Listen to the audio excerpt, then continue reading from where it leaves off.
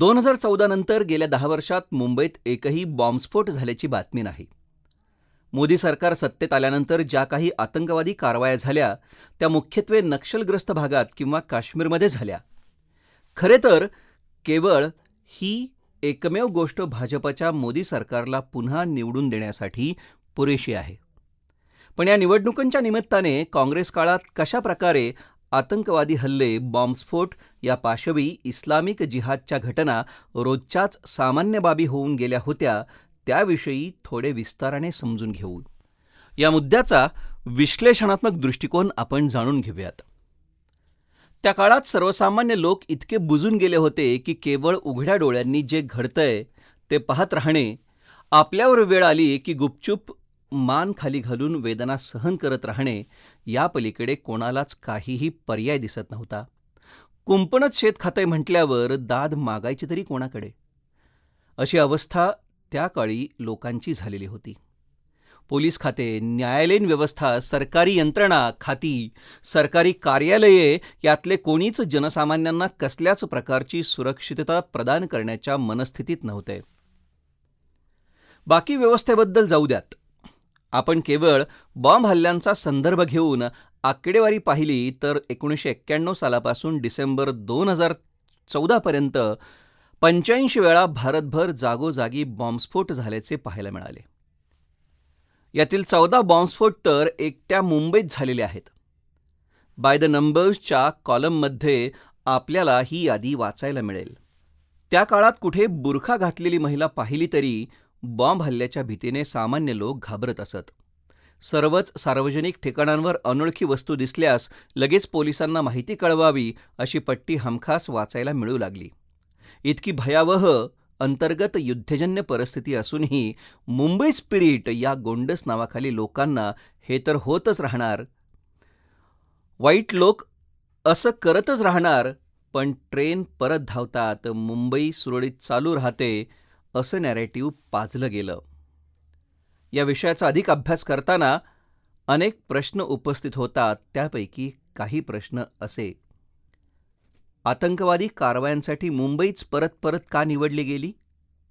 या आतंकी कृत्यांसाठी मुंबई सोपे लक्ष्य का व कसे बनले? या असुरक्षित, धोकादायक परिस्थितीचे सामाजिक, राजकीय परिणाम काय झाले?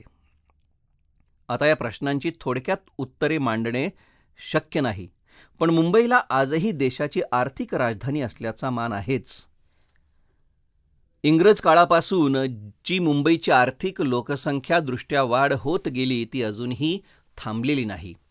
उलट मुंबईची भौगोलिक परिस्थिती पाहता गेल्या 70 वर्षात मुंबईच्या आजूबाजूचा परिसर देखील आर्थिकदृष्ट्या विकासाच्या दृष्टीने सुधारित होत गेला. अर्थात यात काही प्रमाणात सरकारी दूरदृष्टी असली तरी जनतेची गरज आणि व्यवस्था निर्माण करायची समाजाची क्षमता यांचा खूप मोठा वाटा आहे. इथे भारतभरातीलच नव्हे तर देश परदेशातील अनेक लोक येत जात असतात.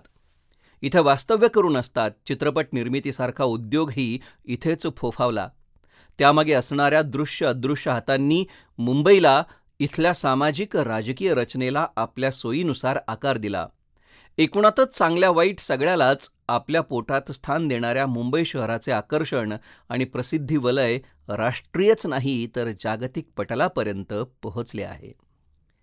मुंबईत काही विचित्र आवाजावी घटना घडली तर त्याचे पडसाद लगेचच आंतरराष्ट्रीय प्रसारमाध्यमे सर्वदूर पोहोचवतात हे सिद्ध झालेलं सत्य आहे.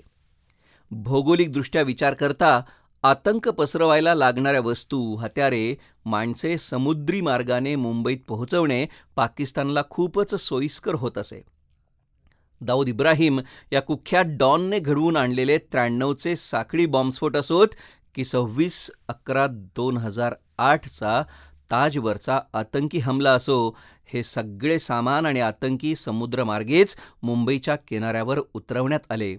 इथे असणारी सुरक्षा यंत्रणा इतकी तकलादू होती की या कारवाया बिनबुभाट पार पाडणे, इथे मुस्लिम वस्त्यांमधून स्लीपर सेल्स निर्माण करणे पाकिस्तानी आतंकवाद्यांना सहज शक्य होत असे.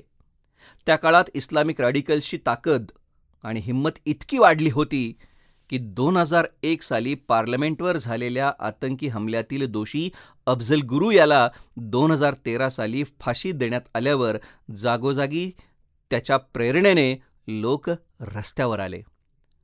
JNUमध्येही खूप घोषणाबाजी झाली आणि त्यांनी अफजल गुरूला मानवंदना दिली.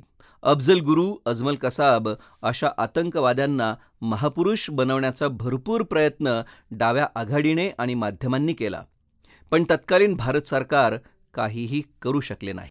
त्या काळातील राज्य आणि केंद्रीय मंत्र्यांची अधिकृत वक्तव्ये ऐकल्यावर काँग्रेस, राष्ट्रवादी काँग्रेसची सरकारे किती कॅज्युअल दृष्टिकोन ठेवून अशा घटनांकडे पाहत होती हेच उद्धृत होते. R. पाटील हे काँग्रेसचे गृहमंत्री 26/11च्या आतंकवादी हल्ल्यासंदर्भात म्हणाले होते, इतने बडे शहर में एखाद हादसा हो जाता है. बलात्कारासारख्या गंभीर गुन्ह्याविषयीही त्यांनी असेच हलके विधान केले होते. सोशल मीडिया पल्स या सदरात आपल्याला हे व्हिडिओज पाहायला मिळतील. 1993 साली जे बॉम्ब हल्ले झाले त्या केसेसचा निकाल शेवटी 2017मध्ये मोदी सरकारच्या काळातच लागला. इतका प्रचंड काळ अशा महत्त्वाच्या केसेस प्रलंबित ठेवणे हा काँग्रेसच्या इकोसिस्टीमचाच भाग होता. इतकंच नव्हे तर हिंदू समाजाचा हर प्रकारे मानभंग करणाऱ्या संस्था, व्यवस्था काँग्रेसने पाळल्या होत्या. हिंदू दहशतवाद ही संकल्पना खोट्या पुराव्यांद्वारे अस्तित्वात आणायचा टोकाचा प्रयत्न शरद पवार आणि काँग्रेसने केला. या सगळ्याला भाजपसोबत हातमिळवणी करून बाळासाहेब ठाकरे आणि त्यांचा कट्टर हिंदुत्ववादी पक्ष मोठ्या ताकदीने टक्कर देत होता. हिंदू समाजाला वाचवायचा आटोकाट प्रयत्न ते करत होते. जनसामान्यांचा त्यांच्यावरचा विश्वास वाढत होता. त्या जोरावर ते आपली राजकीय शक्तीही वाढवत होते. भाजपचे उमेदवार उज्ज्वल निकम यांच्यावर बाळासाहेबांनी पुत्रवत माया केली तेही उगाच नाही. ॲडव्होकेट निकम यांनी लढलेल्या विविध केसेसमुळेच भारतीय जनतेला न्याय मिळाला. गुणग्राहकता, भारतीय विचारांच्या माणसांना सपोर्ट करणे हा बाळासाहेबांचा महत्त्वाचा गुण होता. 26/11 फेम डेव्हिड हेडलीच्या वक्तव्यानुसार बाळासाहेब ठाकरे यांनाही ठार करायचा घाट लष्कर-ए तोयबाने घातला होता. पोलिसांनी एका संशयिताला पकडलेही होते, पण तो पळून जाण्यात यशस्वी झाला. हे सगळे काँग्रेस काळात घडले. किती हा निष्काळजीपणा! का त्या मारेकऱ्याला पळून जायला कोणी सरकारमधूनच मदत केली?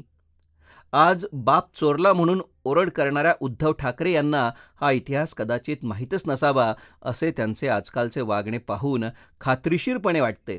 उज्ज्वल निकम भाजपच्या तिकिटावर उद्धव ठाकरे यांच्या मतदारसंघातूनच उभे होते आणि ठाकरे कुटुंब भारतीय जनतेसाठी लढणाऱ्या पद्मश्रीप्राप्त उमेदवार उज्ज्वल निकम यांना नाही तर काँग्रेसचे उमेदवार वर्षा गायकवाड यांना मतदान करणार होते असे दिसते. या संदर्भातील विविध व्हिडिओच्या लिंक्स आपणाला आमच्या वायुवेग या संकेतस्थळावर पाहायला मिळतील.